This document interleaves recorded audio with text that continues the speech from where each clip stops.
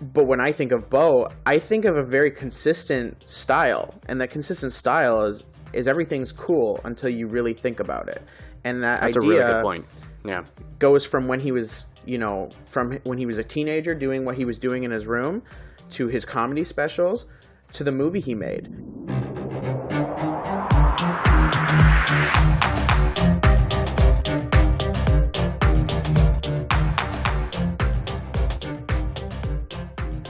Hola, everyone. We're back in action again. Here we are. New rig, part 2. Trying things out. We had a little bit of time off here, but we're back in action, and I think we're going to be putting out some quality stuff this time. We have our usual friends here, Kyle and Matthew. I say Matthew because I'm super formal all the time. Yeah, I was like, who the hell is this guy? I've literally never called him Matthew except for on the podcast. I've never heard anybody be referred to as Matthew. Yeah, he's like, why is my dad here? It was Matty when I was a kid, and then it was Matt, and then now it's like, hey, my name's Matthew. Say fucking Matthew. Say it. Hey, bitch ass. No, I'm just kidding. Speaking of daddy, I saw this video on online the other day of a security guard was trying to get some dude to like leave. I don't even know where they're at, some bar or something. And this guy's just like, no, I'm not leaving. And he's on his phone and he's just ignoring this guy.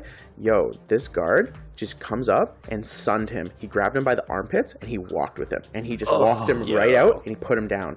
And it's just like, that's your dad now. Yeah. That's your dad, bro. Yeah, like, you just peed your pants in public. That's the same level of embarrassment that you get from just getting picked up. Yeah, like that's your dad. It was a quick quick thought. Yeah, it killed me. I was dying. Anyways, what have we done the last couple weeks? Oh man. Brittany said the sexiest thing in the entire world to me. So we were at home. We're getting ready for dinner. We're having homemade pizzas.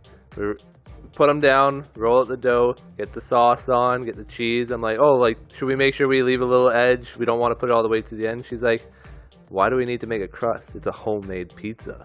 And Kyle's like, oh. I'm like, okay. We have to have dinner in half an hour here. Oh, but, no. I was like, it opened up all the possibilities. I'm like, you could double up on the meat. Anything's possible now. But I never thought of not making crust. Oh boy, that's hilarious. When I was in college, I worked at Dominos Pizza, as you guys already know. When you make so many pizzas and you have to fulfill so many random orders and creations that people come up with, you start to appreciate, not too many toppings. Yeah, just a fucking pepperoni pizza. Because, in your head, you're like, oh man, a pizza with all this. I love all of these things. How could this be bad? But then you use your adult brain and you're like, okay, well, how much heat needs to get to the center of the pie to cook it properly? The more shit on top, the less heat gets to the center of the pie in the exact same, standard cook time that they put it in there for. Yeah. And if you adjust the cook time, well, now the stuff on top is getting cooked more than what was initially getting cooked. So now your pizza has to be more well done to be just okay in the middle. And all of a sudden, now my pizza's fucked. I didn't want 10 toppings if that's what the cost is. But when you don't work at pizza place in college, you don't ever learn that. I feel like at any college, it doesn't matter what job you are, you know what your Domino's order is. I feel like that's kind of a prerequisite. Like you gotta have AP, you gotta get calc to get into certain courses. You gotta know your Domino's to get into the frat. That's it. I had to make a conscious decision to not work at the Domino's near my house and work at one a little bit too far away, because I knew every other week, one of the boys on the football team, yo, you work at Domino's, right? Yo, you hook it up or what? Yo, you bring some back or what? Discount? And I'm just like, bro, get the fuck out of here. Oh, you can only discount your friends so much. Speaking of you working there, I saw something and I want to know if this is a real thing or if it was just done for the TikTok. So, dude made a large pizza and he's like, you always wonder why there's extra room in the box. So he has the full pie. He cuts just a triangle out, takes that out, puts it underneath, pushes the rest of the pie together, cuts it in 8. Is that something that people kind of do, or is that just this guy being creative for the gram? I mean, is it something that people do? I'm gonna go with probably not, because the reality. Did you do that back at that time? No, I did not. Okay. And the reason I would say that is because when that pie comes out of the oven, you gotta consider it's like 450 to 500 degrees Fahrenheit. That cheese is liquid. When you cut the pizza in the box, basically they'll throw it on the counter, they'll slice it, and then they'll just slide that right into the box, and you're good to go. That if you take a slice out, that cheese will now pour into the cracks and the creases, and it'll get everywhere because it's molten cheese. Yeah. It's a mess. It's a complete disaster, and that one slice will also just start oozing everywhere because it has no structural balance next to it, and it's a mess. The only reason your pizza comes perfect at the door is because you cut it, left it together, and then it got a chance to cool down so it could have basically like a perforated edge now. Yeah. So that's the only reason that would work. But, you know, if this guy's a, was a geometry nerd, he can figure out how to cut a pizza, take out a slice, and then make it look the same. Like, everyone's seen that, Kit Kat thing. Chocolate bar. The chocolate bar one, yeah, where they cut it in a certain way that you can take a piece out and just shuffle the pieces down, and then it looks like it's the same chocolate bar. Exact same. It's the same. Illusion. But you took out a chunk. But yeah, it's just optical illusions. Just infinite chocolate. Yeah. Yeah, that's the... Just keep cutting it. Exactly. So the same idea would work for a pizza, but... I mean, no, that's a terrible idea. I would not do that. I guess if you were doing like a Little C's where it's just sitting in there waiting and you take it out right before you go. But yeah, fresh pie is not going to work. Yeah. I think the only things I ever really got up to at Domino's that were like, not necessarily like status quo is like I'd get bored and I'd tell one of the girls that I work with, usually they were like obviously in high school or something, and I'd give them some money out of the till and we'd mark it off as like a business expense. I'd be like, yo, go to the store, buy whatever chocolates you want, just try and avoid anything with peanuts because we don't want peanut allergies in the food business. Yeah. Oh, they don't have peanuts in Domino's pizza? Just kidding, it's everywhere. Like, that would be terrible. But I was like, go buy whatever candy you want, and I'll make you a fucking calzone or something. Nice. And we'd throw, like, Mars bars and shit in there, and it would just, like, melt in, like, a calzone. Ooh. It was so Did you know, good. I worked at Domino's for a bit. Did you? Yeah, when I was younger. Oh, I was, I hurt my back for pretty bad in a car accident. I had to quit this, or not even construction. It was like Rona, basically, the equivalent to Rona. Mm-hmm. Yeah, so, like Rona the store, not coronavirus. Yeah. I worked for, Corona. I was like, I'm just so used to ever saying Rona these days and thinking of that. But yeah, so I hurt my back, so I was like looking for a job that was just chill. So I applied to Boston Pizza and Domino's.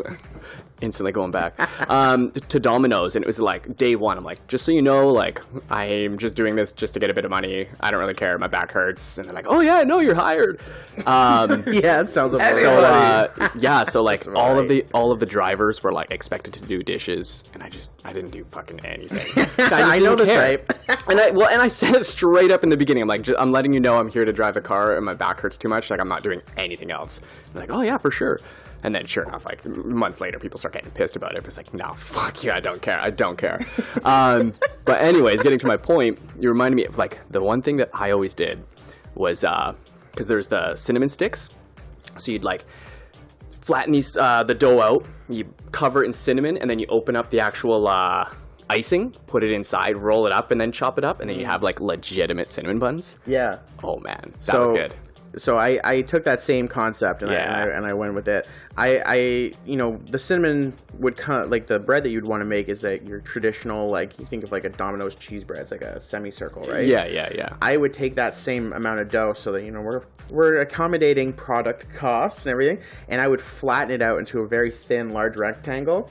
And now traditionally I would make sushi out of this, like I call it pizza sushi, and I would do it with pizza toppings. But when I wanted a cinnamon bun, I would do the same thing. Cinnamon, sugar, and everything. And I would do the same thing. Roll it up, chop them all up, and then I would put them flat and bake cinnamon buns. And then, just get the icing. Like, it's the same thing. It's so good. That was money. I did pizza sushi. I did fucking cinnamon buns. Sushi, that's good. I think of that one. I made Subway sandwiches, too, actually.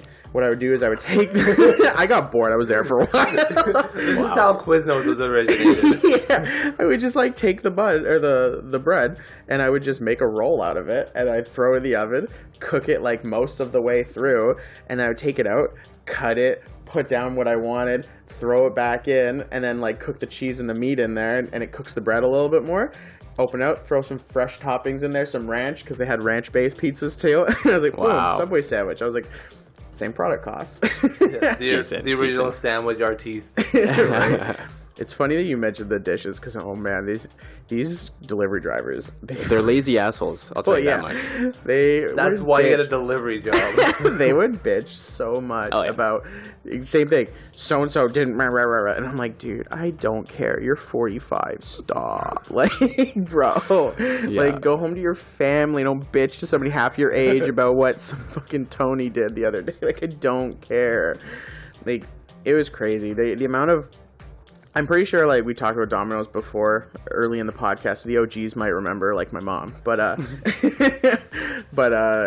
so many things that these delivery drivers would do that were just like, you just shake your head. Yeah. Like, one night, super dead, no orders. I'm half asleep because there's nothing to do. I go in the back because we finally have a delivery.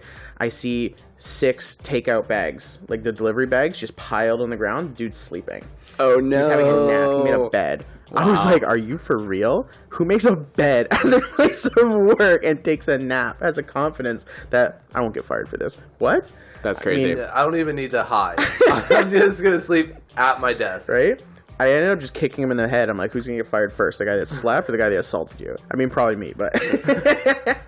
He'll just get a warning. A little bit of both. There's no HR here. I remember we used to do, like, box folding competitions. Like, our back staff room would just be absolutely filled. Like, just, like, there's a small little walking room to get to the chair, and, like, every other square inch was filled with boxes, because that's what we would do when we got bored.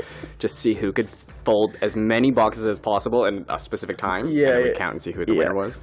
I found that job amusing, because I got hired there in college, and I got asked to be a manager after being there for a week, and I was like, really? Nice. I'm like, I'm thinking to myself, that wasn't even on my agenda to, like, come here and be a manager, because, like, I mean, like, in my past jobs, like, up to that point, you know, in high school, like, when we were in middle school, we worked at Tim Hortons together. I wasn't a manager there, but when I was in high school, I worked at a bouncy castle company, and I got to be a supervisor there, but, like, it didn't really mean anything. That's the coolest sounding job. It was pretty in cool. the whole world. Honestly, when he first got it, I was like, what the fuck? That's a job? Yeah. Just drive around, set up bouncing castle, wait, and then take them down. Yeah. Dude, that's a profitable business, actually. I've heard of people buying those things, and they just advertise on Craigslist and stuff. Like, they just have bouncy castles. Oh, yeah, and then just, I guess you rent it out for pretty sure that was my boss. Like, he had it in his garage. He probably had multiple ones then. And he had several. And then he would also have a storage unit, and he'd tell us, here, go to the storage unit, pick up this particular one. And he'd have other stuff, too, like a cotton candy machine, like all the party stuff that you would want. Yeah. See, that's smart. That was his party business. Yeah. He ran it out of his house in a storage unit. And all he needed was somebody like me and one of my football teammates, because there was 3 of us. It was me, the other Kyle, and Ty. We were all on the football team together, so we're all strong. We just need 2 of them per shift, and then we would go. Wow. Lug these things were heavy. Like, they were like, they're big, gets like 900 pounds. But, like, you know, I can push 500. My buddy can push 500. We can move these things relatively easily together. And then we have a dolly, so, like, obviously that helps. Yeah. So we made it work pretty easily. It was pretty, you know, for the smaller people in the business, it was tough. For us, it was relatively easy. And, it was pretty much the easiest job I've had to date, actually. But, yeah, Domino's, I wasn't even, like, thinking, oh, yeah, I'll be a manager. But it was just so easy. And they're like, yeah, it'll probably take you, like, couple weeks to, like, get through the training, and then a couple weeks to, you know, get your hands right so you can, like, learn everything.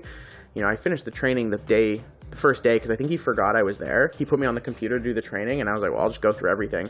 And I ended up going through literally everything, and even the manager training. I didn't even know it was the manager training, but I finished every video that they have for the company.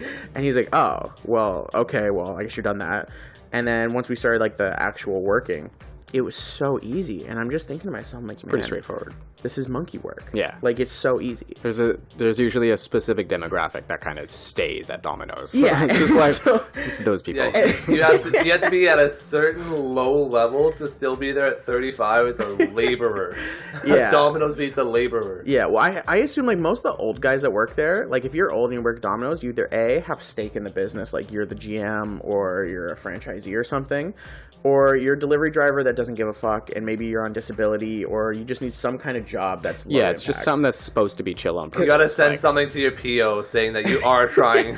Well, I met one guy who was actually one of the nicest guys I ever met in my life, and he was probably in his 60s, gray hair, but he was telling me how many, like, medical treatments he's had in the past, and like, there's a couple, like, periods of time where he just couldn't come to work for, like, a month because he was, like, the way he was acting with treatments, and I'm like, I mean, yeah, this is you're making money when you can, so like I respect it, but it's like I wouldn't look at a guy like that and think, wow, what a loser for working at Domino's. Like, nah, this guy's trying to work even though he's like in and out of the hospital. Like, gotta give this guy respect. And that was the majority of the cases, was just like, you know, that or some person that was foreigner. I know there's a Russian guy that was like pretty old, and I think he worked there until his retirement actually, but he couldn't really speak English, so like, what are you gonna do? Yeah, it's probably a lot of times it's people that just have their permanent residency kind of thing, where it's you don't like, that's a great opportunity for you, or just other people where it's like a means to an end kind of thing, where it's like it's solving a problem that you have at that time kind of thing. But yeah, it's I noticed. I learned everything really quickly, and like I said, I wasn't impressed by myself. I wasn't bragging about this because I'm like, I'm so good at making pizzas, and I'm a prodigy. No, I didn't give a shit. I'm like, this is easy, pizza prince. Cool. Oh, you want me to be a manager? What's the pay? Okay, cool. Yeah, like that was where I was at.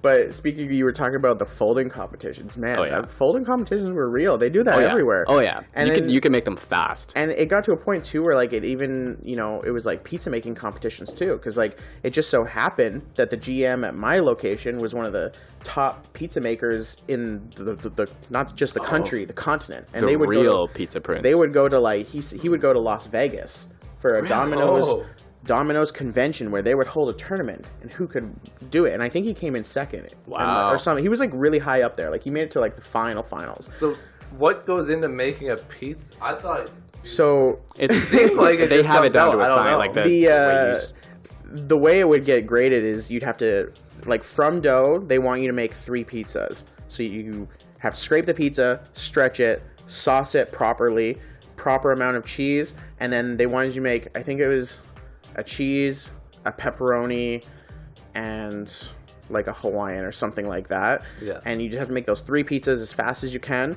and they have to be acceptable. They can't just be like, and you just threw everything at the camera and then shove it in the oven. But they want you to just bang these out real quick, throw them in the oven, and once you've done that, then your time's up. You know, for the most part, the guy was lightning fast. I mean, like, he was good. And the thing was, though, is I'm already a very competent person in this workspace because it's, like I said, it's monkey work. Yeah. I'm coordinated. It was easy. I'm not gonna try to brag. Don't try to like act like I'm sick or anything. But he was like, "Man, you're really fast." And I'm like, "Cool." Like, I don't care. He's like, "Do you want to come with me?" I was like, "Man, I would get roasted one day? I would get roasted so hard by my boys. Not even just the boys at home. The boys on the football team. Like anybody I ever met. Like, oh, Dustin, why'd you go to Vegas? Because I'm a nice pizza maker. If you showed up in Vegas and posted a picture with your matching T-shirts of you making pizza, I don't think you'd make it this far. You know what? You'd have to drop out. It's funny you say that because even my mom, when she came to Ontario to visit me, she literally took a picture of me in my Domino's uniform, and I was pissed. I was like, don't fucking post that. I'm like, no. Nice. I was so embarrassed, but yeah, I just remember like it was so easy, and everyone would try so hard to be the fastest at something. I was like, they weren't even that good at folding boxes. I was better than them at that too. Because just old drunks most of the time. They're all just trying to have something. Yeah, and I'm just like, no, I'm better at that too. Every single person who delivers pizza that's listening to this is like no longer subscribe, like unsubscribe. Fuck you guys, that's my career right there. You know what? They're sitting there saying like, no, fuck you, I'll challenge you right now. Calls like, yes, 3 boxes right now. I keep boxes in my car just in case. As soon as I got to Boston Pizza, when I came back from college, there obviously making pizza boxes out there was a thing too. I was immediately faster than everyone that worked there too, because I was like, we did this as a fast food kind of deal at Domino's. We're doing it here as more of a restaurant pizza. I was like, I'm really quick at this. What was it? It was like a stack this high, and people would just hate it. Like they would just actually all of the duties there, everyone hated anyways. But that's like server life, I guess. Yeah, exactly. But yeah, the pizza boxes, man. It's funny because like Domino's, they like sent me to like do head office meetings and stuff. And those head office meetings for restaurants are sometimes, I think that was Boston Pizza, right? Well, I did both, but I'm talking about Domino's in this case. It was really funny because the meetings, we'd all get put in these tables, and they would never let us sit together. Like me and like 2 guys would come from one location. He's like, you guys already know each other. You have to sit at different tables with other people. So I'm at this table with a bunch of people of varying degrees. Some are like old guys that just have to be here, but like, I've been working at Domino's for 20 years. I don't need to listen to this guy. And you know, you got the other person who's like the keener's like, I love Domino's pizza. Like there's always, how could I get advanced? Yeah, like there's just all these types. And they were really adamant about teaching me everything there was to know about pizza. There's, whatever, I'm going to forget it now, but it was like 6 ingredients. What is each ingredient responsible for? And they would just ask really simple questions. And I just remember, like, I'm in university. I'm used to listening to lectures and stuff. But I'm just like, what we're doing right now, listening to this guy talk, this is boring as hell. And I'm good at retaining this information. So, like, it's not like I'm even really trying. And I'm here. I'm with it. And so, as this continues, he's like asking questions, and it's almost like a competition. Like, he wants to strike that competitiveness from table to table so that we're all, in it and engaged. And I'm like, I'm just answering the questions, but like people keep getting the questions fucking wrong. And I'm like, how did you forget? He just said that. Are you stupid? Like, we're just doing the basics right now. Like, do you have a pen? Yeah, just write down anything. Well, I'm not even taking notes because it's so easy. Yeah, that's what I mean. Like, it's like building Lego. It's so easy. It's a picture. It's right there. And the best part is now on one side, like, okay, so like in front of me, he keeps giving us stars every time we win, and we have like this thing in front of our table.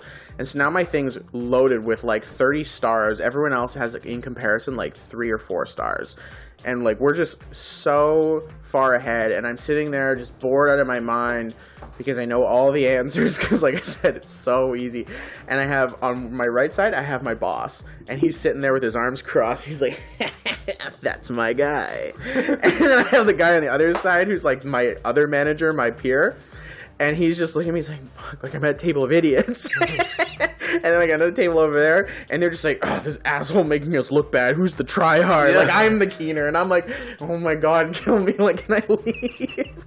It was so I can't help but say the right answer. I want to do it wrong. Right? I can't do it. And like, he'd get to a point where the guy would just look at me because he knew, the guy giving the meeting, he knew that I knew all the answers. So if everyone went quiet because no one wants to answer because everyone's like, you know how it is in class. Anyone know the answer to question 3? Everyone just doesn't care. He looks at me, 5. It's so easy. He's looking out of the crowd. He sees your hand up. Just tries to get anybody else first. And like my thought process was, the sooner I answer the question, and as long as I'm right, the sooner we move to the next question. The sooner we go through all the questions, the faster this meeting takes place. Yeah. Then I can go home. That was my thought process. But I used to look like the biggest virgin ever because I knew everything about Dominos, and I'm like, all right, cool. That was fun. Like, it was pretty waste. Boston Pizza, I only ended up going to that because my bosses just didn't want to go. They just sent me to them. I'm like, all right, cool. Nice. This is fun. Anything else new? So I went to Krispy Kreme for the first time. Oh. Now, I don't know. Is Krispy Kreme... Nobody believes you, Dustin. Is Krispy Kreme there. Is Krispy Kreme like I know it's all over the States, but is it all over Canada too? I feel like there's only one location in BC. Yeah, it's not as big. I think it's like slowly seeping over or something like that. But I feel like Tim Hortons has just had that market for so long that they just haven't bothered. I feel like I've seen it in Ontario, but not a location like Fundraiser Donuts. So I feel like it might be a random location out there too. Yeah, I see like the tables set up all the time throughout the summer and stuff, but an actual store, I don't know. Yeah, I'm not too sure, but anyways, I personally have only ever had Fundraiser Donuts. Everyone. That's why we need a Jamie to look that up, Jamie. Yeah, tell me what's going on. I'm a Jamie this. But I only ever had the Fundraiser Donuts. Their basic classic glazed donut. They would sell it at every fundraiser ever. Yeah. I've had those for years. Anytime I see them, everyone gets them, of course. But we go in. I found it closes at 10 o'clock. We got there at like 9:30, and like we walk in. There's like a few people ahead of us, and then I turn around. All of a sudden, the line's out the door. Like we like just beat the line. I'm like, holy fuck! It's like about to close. And we only went in because the drive-through was packed to the tits. And we're like, wow, it's an hour-long drive-through. Like it was crazy. Huh. So yes, they are in July 2016. They expanded into Canada, opened 50 stores. They're based out of Toronto. Oh, okay. So yes, there is some, but 50 in all of Canada. I'm sure there's not many in BC. I legit think. Well, like all of Canada is basically BC and Toronto. Right after I said it, I was like, they're probably all in PEI, realistically. That's hilarious. Yeah. Well, there's so many people in Toronto that you could have 25 locations out there, and I could still have never seen it before. Exactly. Yeah. There's just so much. Everything in Canada is based out of Toronto. Exactly. Yeah. Anyways. Vancouver and Toronto. That's it. So we get to the line, as we're getting in the line, and I see like the setup, their machinery, how everything works, I'm kind of just like, wow, this is so cool because it's so out in the open, the conveyor belts and everything, and like, I mean, I don't know if you've ever seen it, but like they literally have a pressure washer and they hose down the glazed conveyor belt and they just have a pool, puddles in the middle and the drain. Like, I don't know, it looked like a car wash in there. I'm like, whoa, this is how you make food in here? I'm like, cool, I guess, but I think that looks like a bitch to mop. But that's all I'm thinking is like how much maintenance goes into it. Yeah, there's some one asshole that shows up at midnight every night. Yeah, it just looked bizarre to me because I've never worked in that, in the donut industry. I don't know. But anyways, as I'm getting up there, I'm realizing, they have more than just glazed donuts. Like, that's just like their plain basic donut. And like, I'm talking to my lady and her sister, and I'm just like, man, like, what are they going to have? I mean, like, is it going to be like all the same donuts as Tim Hortons? Like, that's the only donut place that's relevant in Canada. I don't know what Dunkin' Donuts is like, but I'm assuming they all have the same type of donut. They just make it their way. Yeah. Like, how many? It's only been recently that there's been like the artesian, fancy donuts like Cardam's Donuts and stuff, which are like great donuts. Yeah. But Yeah. up until then, it's always been the same anywhere you go. Yeah. So I'm just like, how many different? You got your Boston cream, you got your dips, you got your glaze, your apple fritter. Yeah, like staple. There's only so many kinds of donuts, right? Besides like the little creative ones. Anyways, I walk around the corner, and as soon as I see the lineup, I'm just sitting there, I'm just standing there, I'm deadpan. I'm overwhelmed. Like, I was like, I don't know what to do. I was like, there's so many. And it was stressful. And it was stressful for my lady, too, because, like, I'm quick on the fly. So even though I was stressed, I was like, all right, this one. Well, she's sitting there like, fuck, I want all of them. She doesn't know what to pick. And we're like, what do we do? And then you feel uncomfortable because I've never been here before. I don't know what the deal is. So I want to make the right choice because I don't know when the next time I'm coming back because, that was hella out of the way. We just happened to be out there, so we went. But I'm like, all these motherfuckers behind us, they're like, just hurry up, please, let's go. Yeah. Like, we want a fucking donut, too. And I'm like, I don't know what to do. Like, I just want all of them. But, yeah, it was quite the experience. And what'd you go with? They had the ones I got, I tried their sour cream glaze because I wanted to compare. Yeah. It was better. I bet. I love sour cream glaze. It had, that sour cream, I think that's that sourness that actually goes into the donut. A little bit stronger. Much better. Interesting. Their general icing, also 1,000 times better.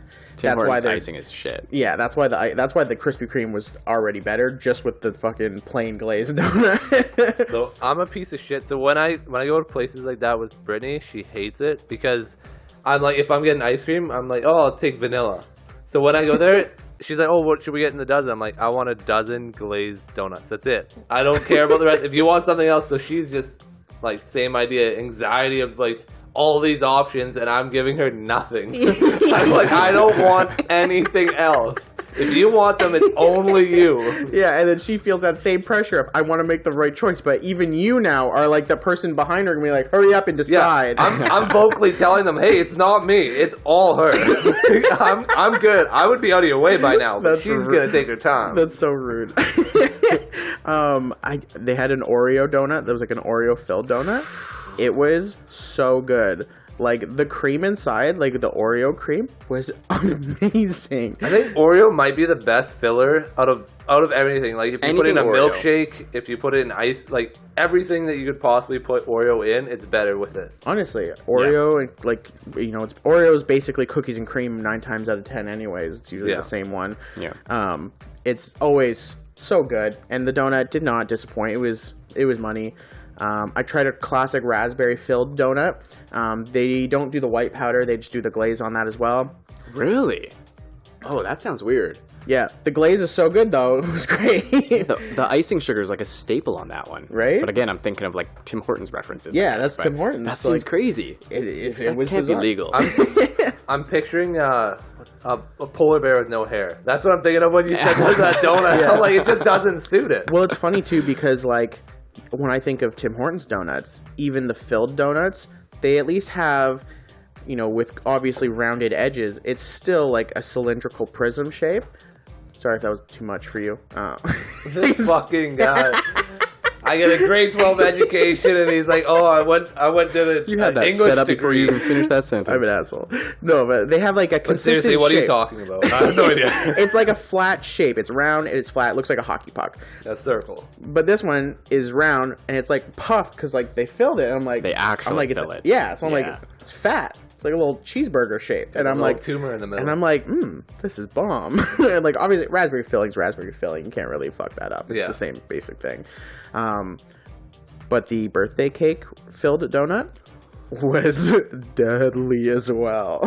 Whoa. And I was just like, man, this is so bomb. I'm so used to like, I'm pretty sure the birthday cake donut at like Tim Hortons. They only have just, Timbits. Yeah, is it? They never made a donut out of it. No, it's only been Okay. Timbits. I People was just ask for it all the imagining- time, but Yeah, I was just imagining the Timbit donut, but like as just like an old fashioned, just with all the shit. in that'd it. be sick. It'd be good. Yeah, but it wasn't like that at all. Thank God this is too far for you to go to every day. I'm like, I'm at least a 5-year plan with you, and I need you to survive this. If you were too close to Krispy Kreme, like just keep the glaze. We're good with it. And where is this located? Like, I'll make it. It was like Burnaby. Burnaby. No, not I think Burnaby. it was in Delta. Delta. Delta. That's not too bad. Yeah, and so we were just in Surrey. It was like 10 minutes out of the way. What are you doing today? Exactly right. Well, I gotta justify because we're gonna empty these later. No. Oh yeah, you already have a stock. But yeah, it was so good. I think those are the 4: Oreo, birthday cake, sour cream glaze, and raspberry. Those are the 4 I got. That's a good choice. My lady and her girlfriend, they picked out 4. They basically picked the same ones. They did have one that I was so upset that I didn't pick it. It was like a lemonade one, but when they showed the picture, it was like your classic circle donut, but it was filled. So like imagine like a stuffed crust pizza, how like in the middle there's filling. I was like, how do you even do that? Like a filled, like jelly filled the donut makes sorcery sense. behind that. You have a bun, you shove the thing in it. Puts the stuff Wraps in. it up. How do you get it around the rim of a circle donut? Like that to me, I was like, whoa. I was really upset I didn't get that one. But I saw that on impressive. a poster as I was leaving. I was like, fuck.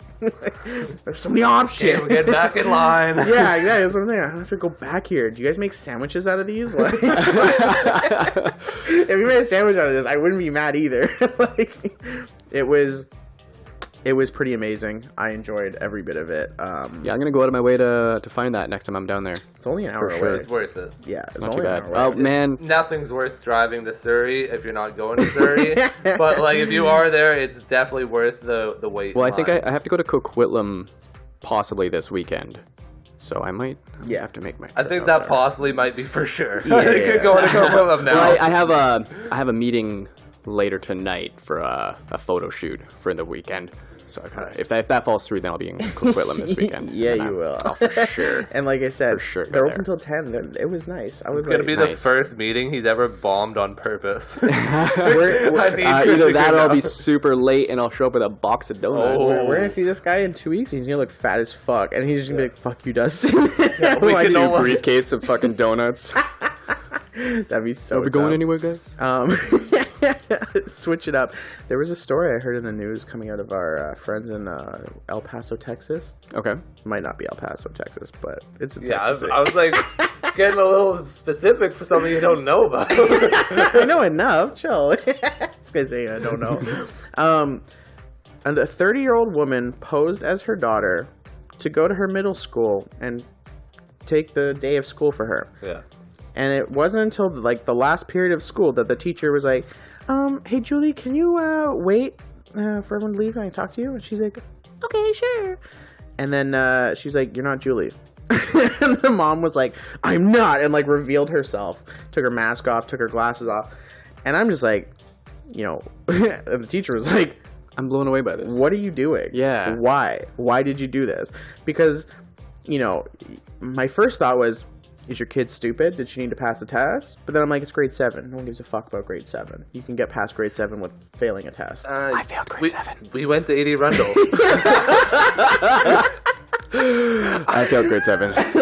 This guy right here. This me. Irks. I did that. Well, I did that. back it up. Yeah. Let's redo that. And now we know how he got to Domino's. You Shots. had to have an in yeah. to get to Timmy's. Exactly right. But yeah. the mother basically was saying that her whole goal was to point out, it was a social experiment, she said, to point out all the flaws in the safety in the schools. Oh, she made it through a whole day before anyone noticed. And no one noticed. She even said hi to the principal. She said hi to people, and no one had any idea. Yeah, does the girl not have friends? Well, that's what I was thinking. Where's her friends? Be like, you don't. This sounds like a setup. Yeah, right? Like this is weird. Did you see the video and like actually see the girl? I saw the mom. Yeah, like there's pictures. look I didn't similar? watch her video though. She's wearing a Pokemon hoodie, Okay. hood on, mask on. Oh. She's short, like around the same height as her kid, and walking around to school acting like a teenager. It's like, well, yeah, but she looked like a teenager. That makes sense. Okay, like, I see. Especially with like how kids are, obviously allowed to wear hoods. Yeah. And then you add on to the fact that we all have to wear masks. Yeah. It's like, I was even just thinking about it the other day. I'm like, I'm in a bank right now. I got a mask on. I got a hood on. I could wear shades too. And what are they going to say about it? Yeah, exactly, right? This just seems like all the wrong things I've I'm never also been able blind, to do. so fuck you. It seems like all the wrong things I've always known not to do. And I'm just like expected to do this. Yeah. like, wear a mask and you're ugly. Put your hood on. Like, okay. Yeah. Why won't I rob the place now, right? But yeah, with that, like 'cause you said, her experiment was basically to show that anybody could get in with all the school shooters. There should be more, whatever. My thought when I saw it was like a whole day and all these teachers didn't pay attention. Like, you clearly aren't able to pay attention to all the people in this class. Right? Like, so, how well do you know your kids? The whole school system is set up that a random person can show up and not talk to anybody for an entire day, and that's okay. Like that. I mean, like this is America. It's fucked over This there. is not just America. This is Texas. Yeah, Texas. Like, they America. they put the dumb in freedom. Like they've got it. Shout out to the only person we actually know from Texas. Well, we know more than Elon Look at that Musk. one guy. What's his lives name? in. I know Max just moved there, but Oh, yeah. I don't know anybody Oh, from yes, Max. Texas. Yeah, the guy we played NBA with. You played NBA with. Oh, Heath. Oh yeah. Yeah. Shout out to Heath. Hey. Yeah, shout out. We were talking shit about Texas. He gets pissed. Yeah, how them Cowboys? But it's home of the Eagle. That's what Nice. that's how I feel about that place. Yeah. But yeah, all in all, terrible experiment. I hope she got some clout out of it, because that's clearly what she was going for. But Yeah, I think she got charged. yeah, she Nice. got arrested That at the makes end of sense. it. Yeah, Yeah. it's pretty illegal. Huh. Worth it. But like, is that really something that we need to do? Like, I don't know. I guess we're talking about school shootings and it's America. It's relevant, but to me, it just seems pretty dumb. Like, She's probably selling something on the side now that she has publicity. She's Yeah. like, oh, by the way, I happen to Oh, sell this fuck. product. It's like the viral tweet. It goes off, and then the first comment underneath is them saying, "Oh yeah, also check out my Etsy store." Exactly. It's- I mean, like, we're speculating, but man. Well, that's Good- good exactly on what them. I would do. If I have a viral tweet, Talk Our Way Out is getting tagged immediately. you know what? Spin off that topic. I love tangents, and my favorite thing is the first comment in every like viral post, because that Yeah. first comment is always just so good. It's usually everything I'm thinking. Most recent one I was thinking of was everyone was so pissed off because there's this kid that he killed a bunch of Muslims, ran them over in Ontario. Oh, yeah. Big topic, hot Yeah. topic. The only picture they're showing of him is him in a high school track meet, and he looks like he's I saw that. And I'm like, the first comment I saw in the one post that I read was like, this is a domestic terrorist. Why are we acknowledging his, his fucking good moments? I Like, legit what the thought fuck? he was just getting a scholarship. I didn't know there was anything negative around him. I'm like, this Yeah, that kid seems looks fucked. cool. Like, It's so I don't know. fucked up. I was like, this is insane. It's like, I get that maybe that's the, some people are like, oh, there's no mugshot available right now. There's no other picture. Yeah, he Don't never use the took picture. a school photo. Don't use a Yeah, picture. Why don't the you show a entire picture of the social people media. that show the picture of the people that actually got killed? Honor them. Yeah, Yeah. you're not supposed to show the killer. Like, that's the entire idea, is that when you show the killer, it gives that person clout. The next person sees it, like, oh, I can finally Right. get something here. Right? To go as far as to show him in a good moment in his life, I'm like, Yeah. these people that do this up, they're tripping.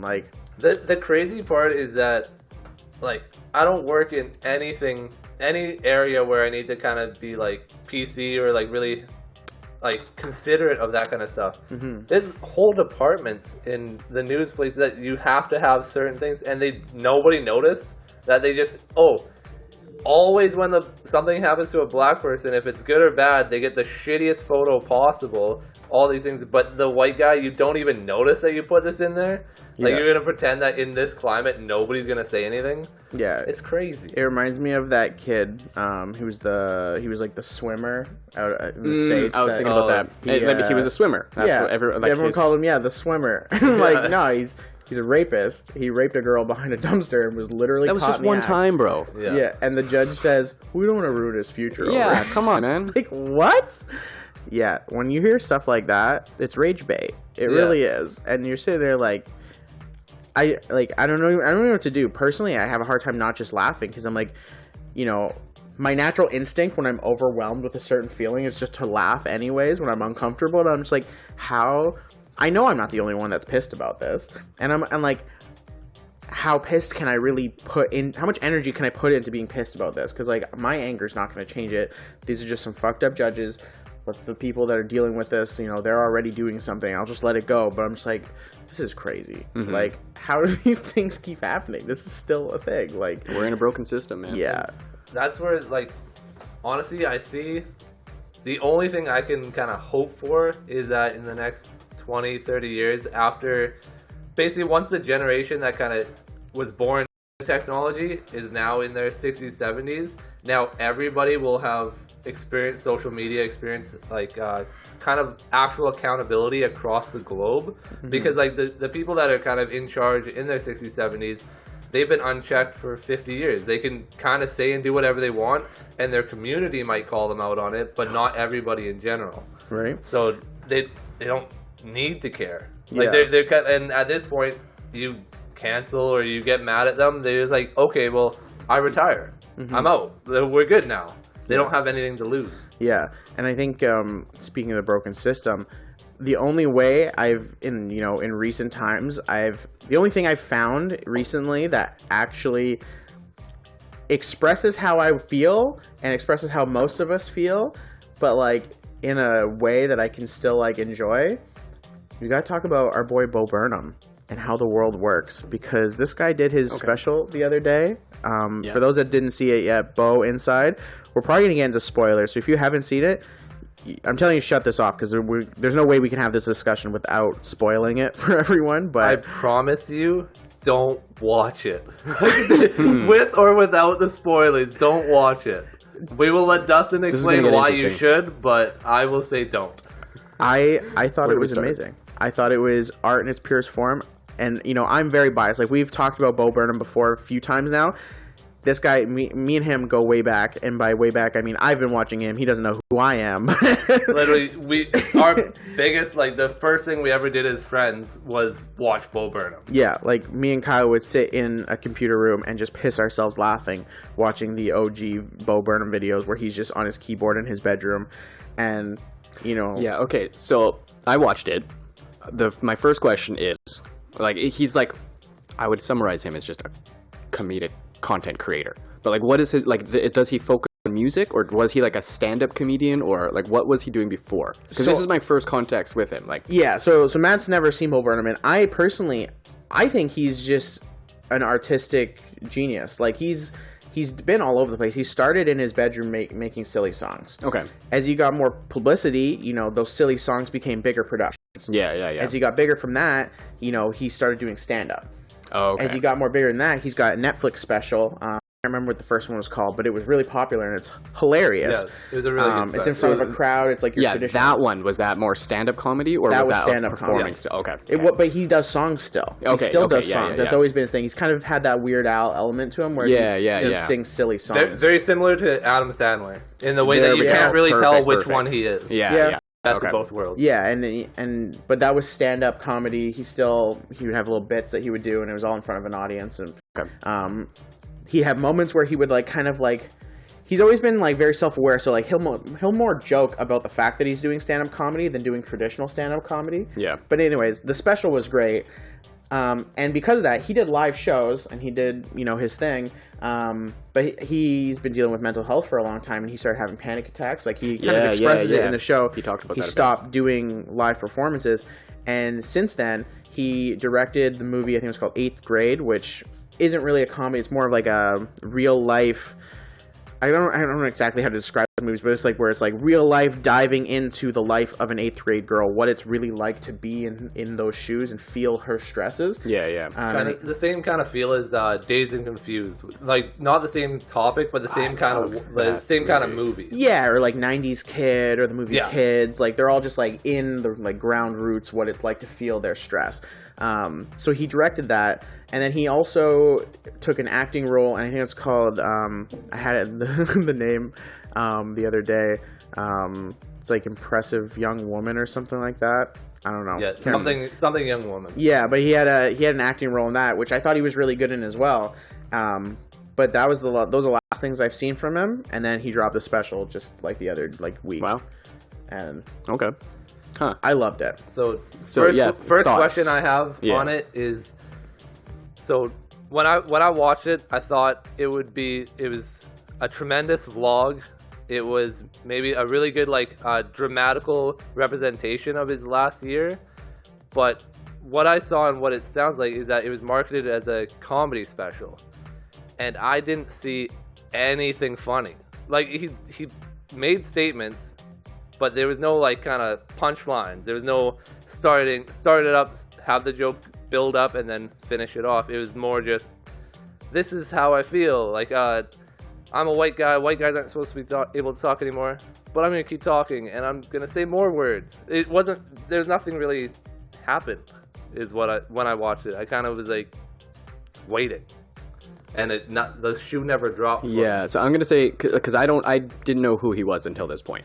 So from my point of view of like a visual artist, I saw the production value behind it, and I was amazingly impressed with what he did by himself for producing the entire thing. Of like from me, I'm looking at all the angles and all the different lighting techniques he used, and it's like all of these things, and he has transitions happening in camera with lighting, and he's doing this off camera while being filmed, and you don't even notice it, and that's super, super impressive. So the artistic value behind it was immense, but I do have to agree with you that like it is not what I expected. I found the songs were quite witty, but again, a lot of it was just kind of like, oh, okay, we're just doing another awkward song again. Like, okay, yeah, all right. But again, like I was quite impressed with the visual aspect to it, but it was not what I was expecting. That's for sure. No, you guys aren't wrong. You're not wrong at all. I think part of the thing that has always made me appreciate Bo from an early age is even in his earliest songs, as offensive and out there as they used to be, like he has a song about Helen Keller being the perfect woman, basically because she doesn't, Oh God, yeah, okay. You don't really have to go anywhere with that. Yeah. But like he started off with obviously offensive humor, like we all did back in the early 2000s. But to me, what drew me to him was the intelligence behind the jokes. When he would make jokes, the first time you go through the song, you're laughing at the easy, obvious ones, but there's so many ones that are in between the lines, that are puns, that you don't actually realize that that's what he meant until you read the lyrics, because when he writes out the lyrics, then you can see all the different times he used different words that all sounded the same, but they were different.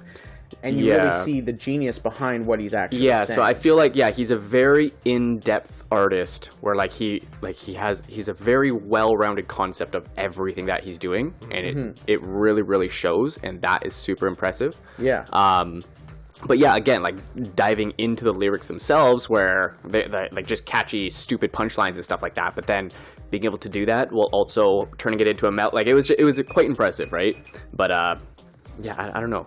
Yeah, I like his artistic genius. I don't like using that word, but the artisticness to it was great. But it was weird. It was weird. So the other thing that I kind of had against it was he did like his "I'm Problematic" that song, and he starts talking about like his old stuff and that he'd say offensive things, as if he didn't have a special 2 years ago where he got the entire crowd to say the N-word.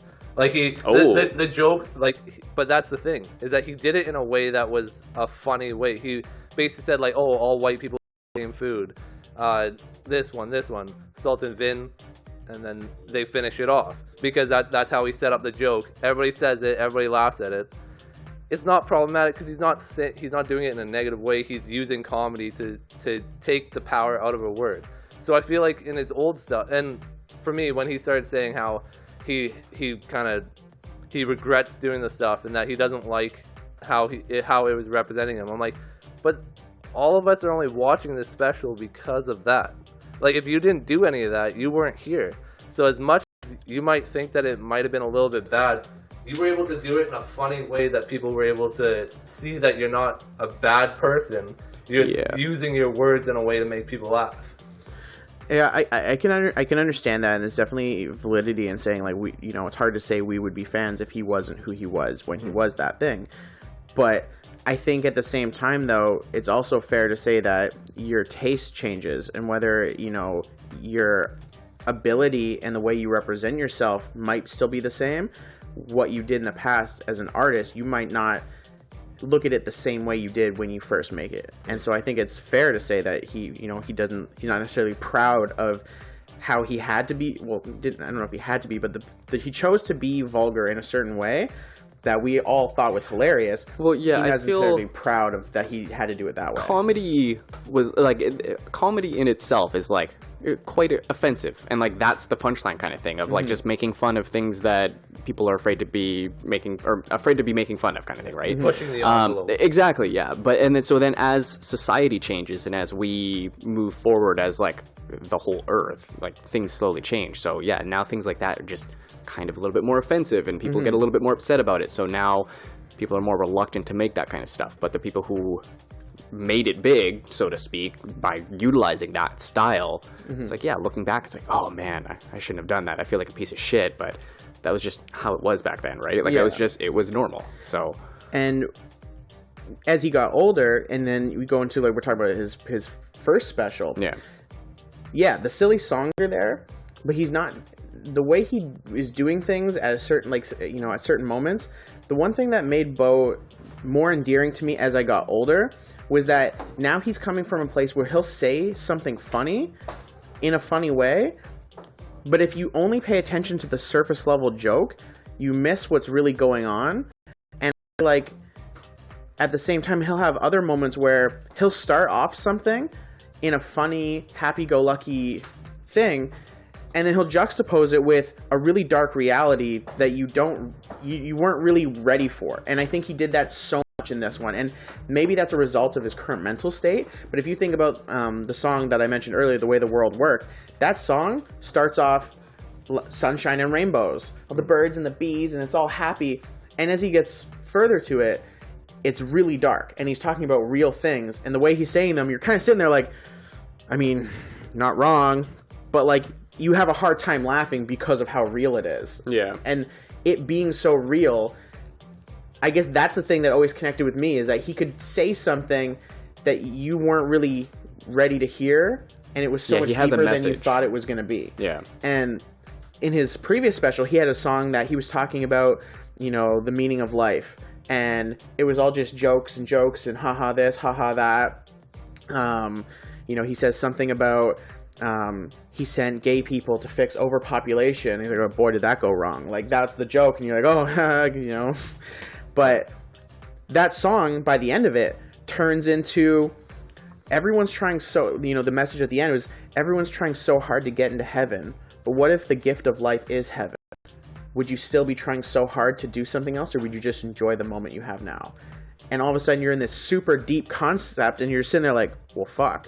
I wasn't ready for that. Yeah, it opens you up to be more receptive because you're listening to each punchline. It's like, okay, and then all of a sudden that hits, like, oh wait, holy shit, I did not expect that, or I was not aware of that opinion. That's what I missed out of this special. That's where my big gripe with it was, is that he had the deep conversation, but he never had the kind of setup to it.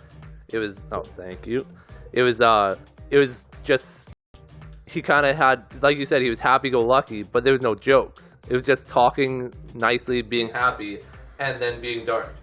There was no, like, kind of, half the time, I don't know if maybe the entire thing was supposed to be satire and I didn't notice, but, like, that's what it kind of felt like, because he'd he'd say things in like a funny way, but it's clearly super serious. And the entire time he was very serious, very about mental health, but it was supposed to be comedy. So I'm like, is he pretending? Well, I feel like there was like multiple layers to it. I find because it's more of like a documentary of a comedic person trying to make a film, and that was also the film as well, right? Yeah. So it's like kind of like you see throughout the scenes, his hair and his beard are clearly getting longer, and it just like gives this image that he's just locked inside of that building, right? And so there's like definitely multiple layers to this to the movie itself, but it was still pretty good. But yeah, I totally agree that it was a lot of the songs were like surface area, kind of just not really digging too deep into the like I don't know too much about his other stuff, but like singing about like just the average white girl or something like that, or like sexting and stuff, and it was just like, oh, these are funny, yeah, okay, yeah, I get it, it's okay, but I didn't get into it too much. I think the reason why I disagree with Kyle's point is because you're right. When you get to a certain part of the movie, it's not really funny anymore. Yeah. And so to label it a comedy special is a little deceiving. Yeah. I 100% agree. The reason why I still felt the same way, though, was because when I was thinking about that Meaning of Life song, it was funny, and then had like a really dark tone, more powerful message. It wasn't dark. But then you think of that, the Way the World Works song. In this one, it was, happy-go-lucky, kind of funny, and then it goes pretty dark near the end. When I think of that, I saw that as almost the way the whole special was. And I felt like, whether intentional or not, there's a certain imagery that he used throughout the whole thing that was, near the beginning, was still funny, light jokes, setting you up. You're in a good mood for the first part. I would say, honestly, up until that The Way the World Works songs, you're up in a good mood up until that point. Yeah. You're thinking, oh, this is pretty funny. There was a couple things he says earlier on that you're like I was actually laughing to it. And then there's that arc near the end of that song, which kind of changes the trajectory, and that whole show goes all the way down into the darks of his mental health. And like, to me, it was so powerful to me because he had me laughing, and then there's a point in the movie where I legitimately cried because I related so hard to what he said. And it was the moment where he's sitting in the dark talking about his birthday and what his birthday means to him and how it's basically nothing. He's sitting there with no one, and he's staring at the clock, and there's a minute left. Yeah, I remember. And that minute is just a quiet, dark minute of loneliness.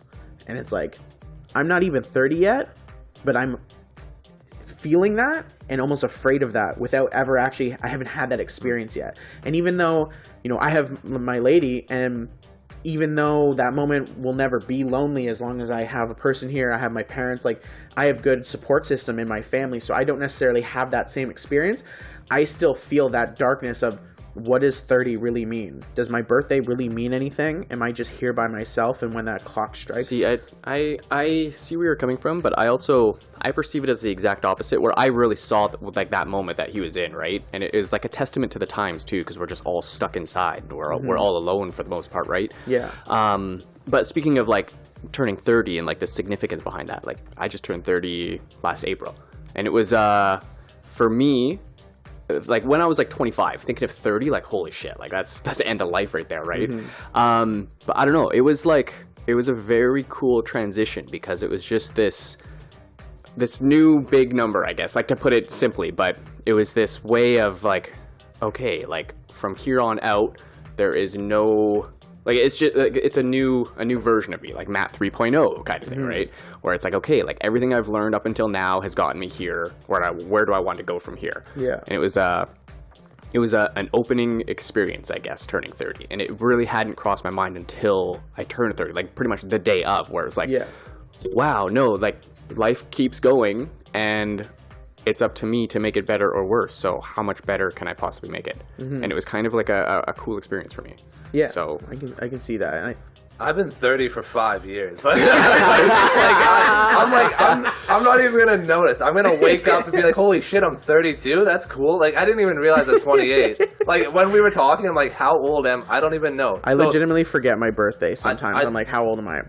This last year was the first time I ever said happy birthday to Dustin. We've spent most of our birthdays together.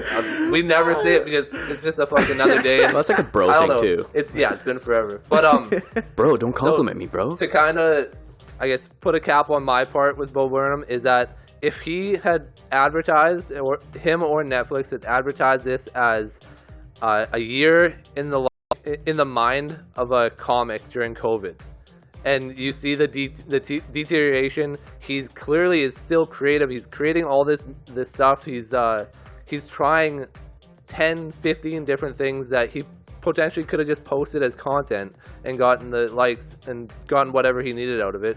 But he's trying all these things, but you could see, like you said, his hair is growing, getting shittier. His beard's getting stragglier. He's not as happy near the end. He's like really dark. Starts talking about suicide. Like, well, if I could just kill myself for the year, that'd be pretty good. Because this year felt like I probably should have killed myself. And like, if they advertised it as that, I would have went into it with the same mindset as what you went into it.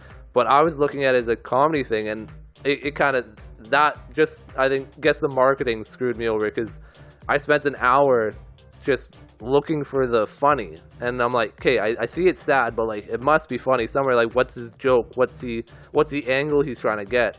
And I feel like there's no real angle. He was meaning for it to be the way it was, but it wasn't presented to me in the way that I should have perceived it. I guess, I totally understand the perspective, and I think that's a big deal, is the perspective you came in with it. You came in with you thinking it was going to be funny. You came in not knowing what it is, but we hyped it up like crazy, so you're like, it's going to be good, right? And, but when I think of Bo, I think of a very consistent style, and that consistent style is everything's cool until you really think about it. And that's idea a really good point. Yeah. Goes from when he was, from when he was a teenager doing what he was doing in his room, to his comedy specials, to the movie he made. 8th grade is all fun and games. It's all quirky teenager, until she's in the back seat with an older guy that wants to do things to her that she's not ready for. And all of a sudden, that movie gets really fucking dark.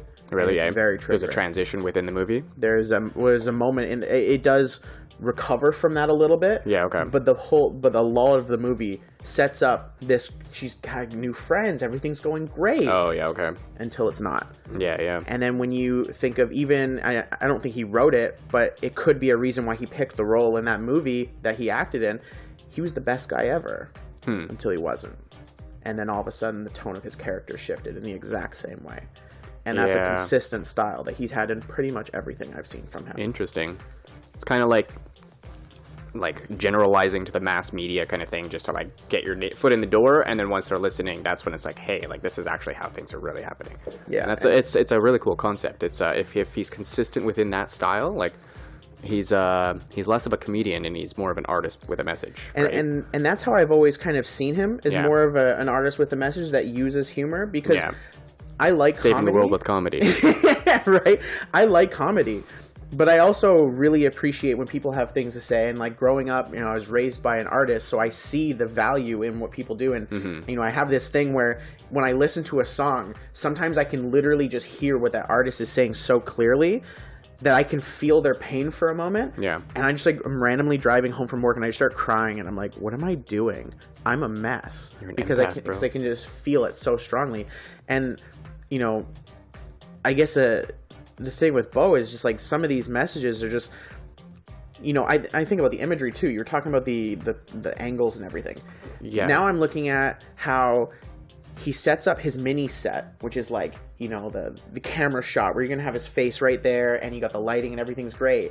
But he doesn't show that shot the whole time. He only shows that shot for a little bit of the movie. It's a planned chaos that he filmed within, and I'm very impressed with it because the visual aspect was how chaotic it was, yet it was so well composed in and of itself. And when you see that juxtaposition of the clean and the dirty and the shadows, because you can see all his shit on the ground, whether it was like he left it there and then it was just the dirt was just there, or put all the dirt there specifically, but like it was just you can't not look at the garbage in the room. Because it's like you have your set design. That's like the surface area, and then it just slowly pulls away, and then all of a sudden it's like just garbage, chaos, and it's like, oh, okay, no, this is dark. Yeah. And it kind of like hints at that throughout the movie Yeah. within the visual storytelling, and then it kind of actually gets dark on the audio level, right? Exactly, and like it's impressive. And like there's like, you know, scenes too where you see him like walk up, it's all dark, and he just like sits down in the dark, it's just quiet, and you just hear him like turning on his computer and stuff, and you see that like dark loneliness. I guess I'm not gonna sit here and say that this is Bo's intention. I read his mind and I know exactly what he was trying to tell me, but these are the themes that I see in all his stuff that like seem to be parallels to me, that like I'm consistently pulling this message out of what he's doing, whether that's intentional or not. Yeah. And to me, that's a feeling that I've thought about and, you know, I think about often, is how, you know, it's smoke and mirrors. There's so many things in life that are so interesting and so fun and great on the outside that, you know, think about just like mental health with men in general. Yeah. How many times you say you're good, but are you really good? I'm good, bro. Exactly. You're good. But like, how many times has that been a thing? I know there's been moments in time where I've had friends tell me, hey man, like things aren't going great, but I just don't see you that often, and I don't want to spend the whole time I do get to see you in a dark place, because that's not always the best use of our time, because we don't necessarily have that much time together all the time. And having that feeling is something that I've carried with me for a long time. And so when I see Bo stuff, that's why I guess he connects to me so strong, is because I feel that message, and it just seems to be such a constant thing with his work all the time. Interesting. No, it's pretty real. I'm curious about, so in those moments of like, the moments of anger that were kind of being filmed. So there's three, I guess, storylines or motives I see behind that. Of like, the question I have is, when he's filming those, is that like the true artist sitting there and he just happened to have the camera on and he got pissed off, and it's just like, then when he goes to make the movie and he's like struggling to make it and he puts in these things and it just creates the realness to it? Or is he like in a bad mood one day and goes, this is a perfect time to film this scene because I'm pissed off, and then he sits down and then at least the anger is real, but it was still kind of planned? Or was it complete just smoke and mirrors and like okay, now I need like an angry scene, so I'm just gonna sit here and I'm gonna get a little pissed? Where watching through it, I don't really believe that would be the one. Like, you see like some pretty raw moments, right? Yeah. But yeah, I guess I'm curious towards the other two, or was he just in a bad mood one day and he takes that as an opportunity to film specific scenes? Or is that literally like a raw artist just trying to create things, and the background behind the movie is he was creating the movie as he was, or like he was coming up with the movie, inventing it as he was filming it and as he was designing it, and like kind of like created itself as it went along, right? So that's where I find it's the question I find interesting, of like, was the whole movie from start to finish planned, or is that just how his life transpired? And that's like, the interesting part too, is like, we talk about like, you know, having something so well scripted that it doesn't seem scripted. There's moments where there's one scene where he's trying to film or record a certain part, and he screws it up so many times, he just keeps getting pissed off from something. Yeah. But like, how planned is that? Exactly. Yeah. So, it's hard to tell. It definitely, I wouldn't think it was completely just scripted, where it's like, yeah, I'm gonna pretend to be pissed because it's perfect for the movie. Like, looks quite raw. But yeah, it's interesting, that's for sure.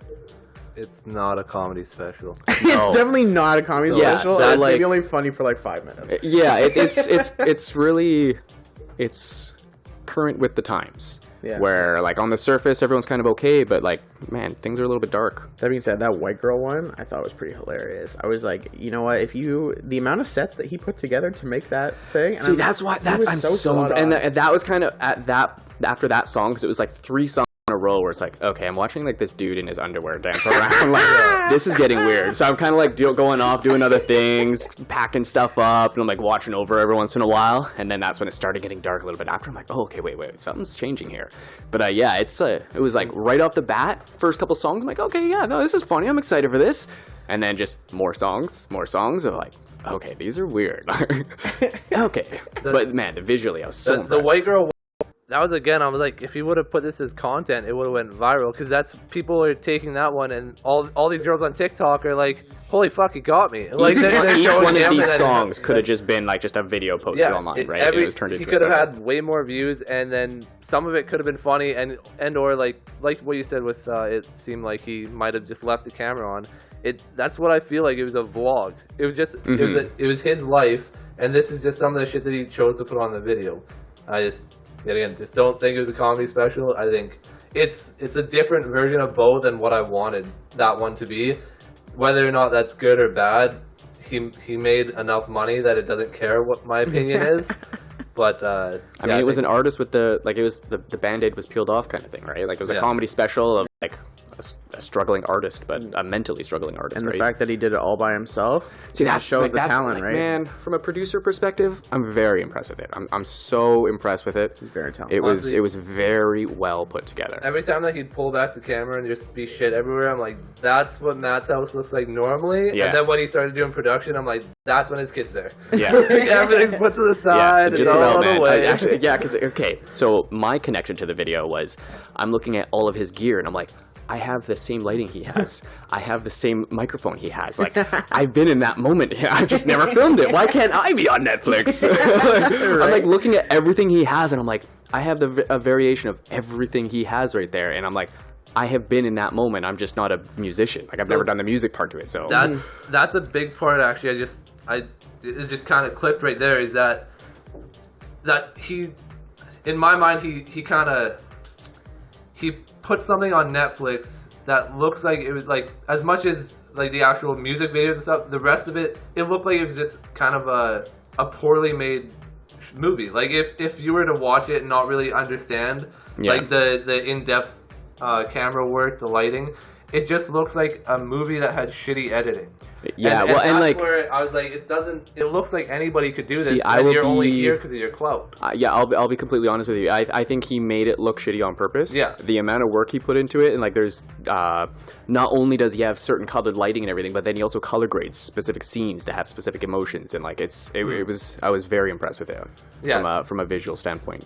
So something a little different to end this show on, the biggest event in the world most recently, Mayweather and Logan Paul finally swung. Yeah, The biggest entertainer in the world, Logan Paul, went toe to toe with the greatest, arguably the greatest boxer of all time. I didn't watch it. I don't know if any of you did, but I saw hella clips on Instagram, and that's probably about as much as you needed. I saw the headliner of Logan punched in the face kind of thing, like the classic like cheeks pushed over and stuff. Like, I saw that. I'm like, yeah, okay. Yeah, although I made imaginary bets that Mayweather was gonna take the hit. That would have been the greatest story of all time. Mayweather, you missed a chance, man. I know you're watching. Yeah.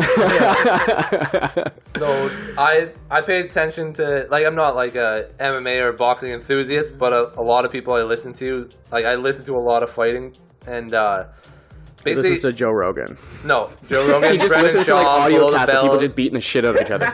Fighter and the Kid or whatever it is. 25-second fights on Twitter.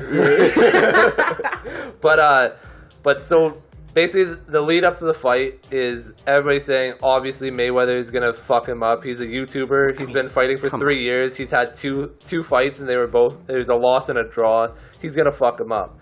And Logan Paul's on this side saying, I believe I can do anything in the entire world. I've got 30 plus pounds on him.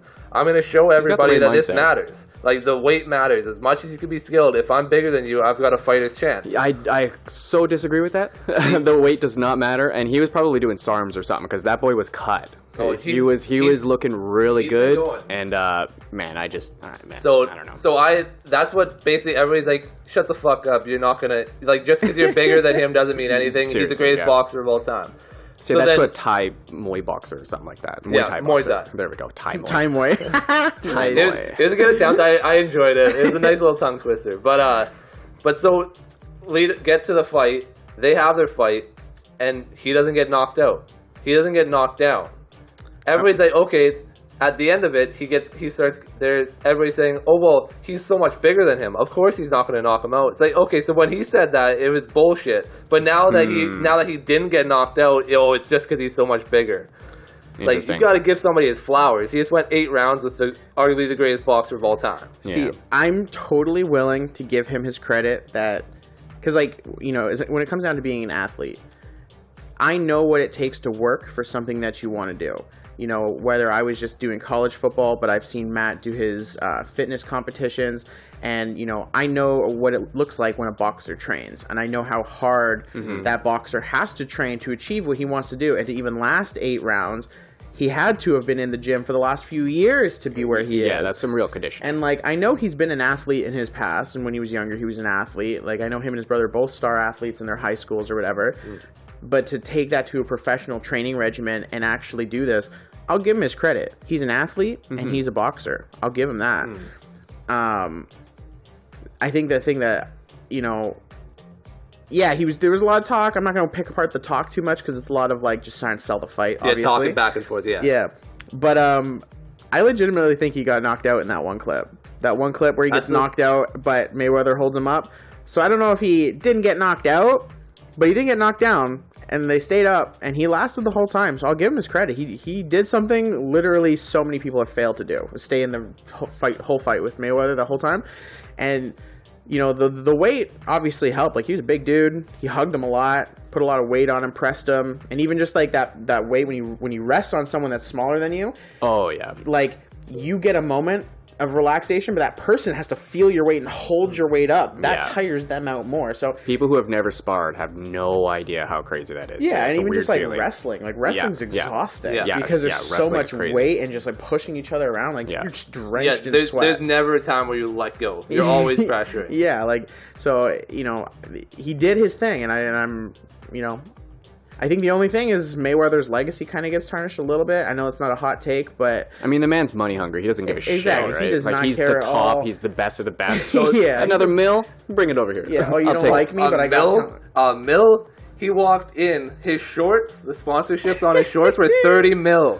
30 mil just to show up. He did it for the money, obviously, but the legacy hit, that's where I'm like, so he knocked out Logan Paul and caught him to hurt his own legacy? How does that make any fucking sense? Because he'll make more money. Going. Yeah, the longer the round goes, the longer the pay-per-view's on. And the show going. He said it was all about entertainment the whole time. Yeah, I fully agree that's, like, they probably had a talk and you watch a fight, like, you watch Logan go limp. He held him up. Yeah. I heard. I didn't even watch the show. I heard he had gotten knocked out. It definitely didn't happen because you don't get knocked out and sit there for a second and then get back up. That's not what happens, and he wouldn't have caught him. Depending on how you get knocked out, if he has no one to lean on, he hits the floor, and then it takes a minute. But if he's being held up there, a second or two to grab it, even if it was just a quick whoo, it happens. It can happen like that. I don't think he was out cold. I'm not saying he was out cold, but I think the lights got turned off for a second. So he got rocked. He would have fallen if he didn't catch him. Straight up. So he got rocked, not knocked out. Knockout is where you're out. Well, not necessarily, because there's a 10-count boxing for a reason. That's a knockdown. Well, no, so this is what I'm saying. But if you don't get up after 10 seconds, that's still a knockout, whether you were groggy or not. Like, look at Ben Askren. He got knocked out. Was he in better condition? That was a TKO. This is what I'm... so it's still a knockout. The difference... No, it's not. It's a technical knockout, which is not a knockout. Boxing. This is very specific. So he could have been technically knocked out. He was probably he could have been knocked down right there. If he gets right back up, it's not a knockout. That's what I'm saying. A knockout means you get hit, you go down, you don't get up. That's what a knockout is. 2 hits, bro. I hit you hit the floor. Yeah.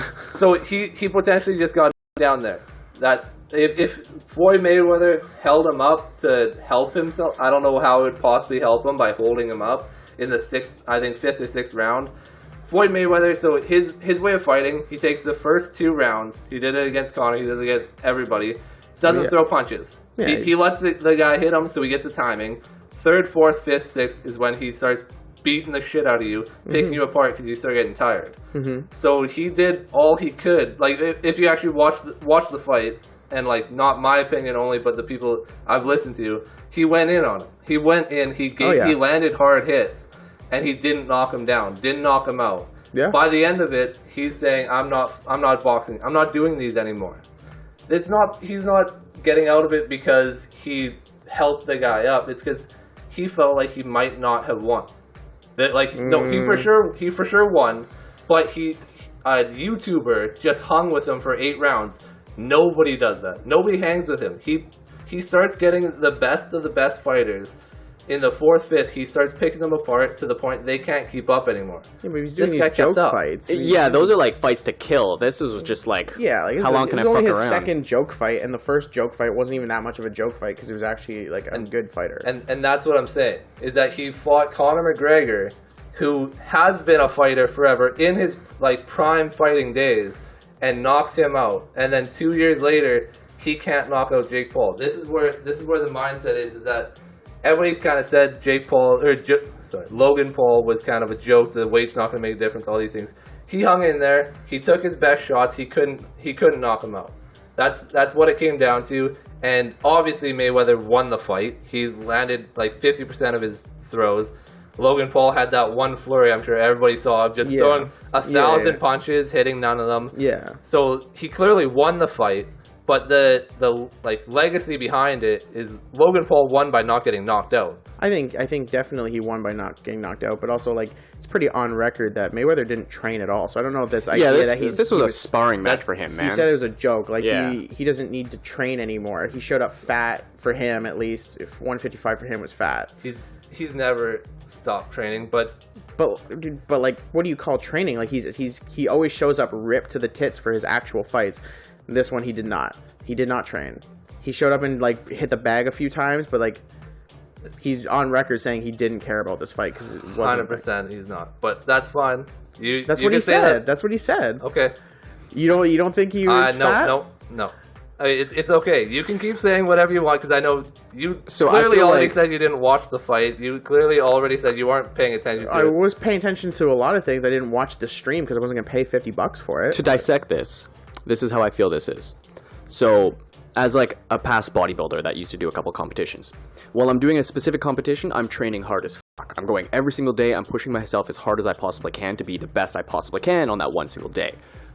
Every other day, still training. I'm still training really hard, but there isn't that like the training to death kind of feeling, right? So like, of course he came in trained, and of course he came in like ready kind of thing. Like he's always training. Like that's just his life. But I highly doubt that he spent every single day in, day out, pushing his body as hard as it possibly can in order to like win this one specific fight, right? Like he wasn't in there for the kill. It was just like this is him as he is kind of thing on a normal day. That's how I see it. I hear that. Like, but I disagree. The final pushback is the big thing with Floyd is he's never been knocked down. He's never even been knocked down. Did he get knocked down in this fight? No. Okay. And that's what I'm saying is that's part of his legacy as well. It's not just being undefeated. It's also basically being untouched. Like he's never.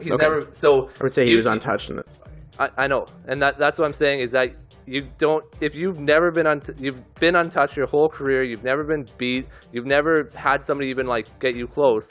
Even if it's a joke fight, the guy's still 30 pounds over you. It's boxing. There's a chance if he catches you that one time you knock down. There goes any other opportunity to go for these kind of big money fights, because the whole reason that you're getting this fight, you're not a boxer anymore. You've been retired for 10 years, but you're about to make $100 million because you've never been fucked up. That's why. He's not fighting Canelo Alvarez. He's not fighting Manny Pacquiao. He's fighting you because you've never been hurt. And that's the whole idea is, can anybody hurt him? The Conor McGregor fight was based off of, oh, he's got the power. He could be the one. He could get the fighter's chance. It wasn't that anybody thinks they could beat up Floyd Mayweather. It's only, can you punch him?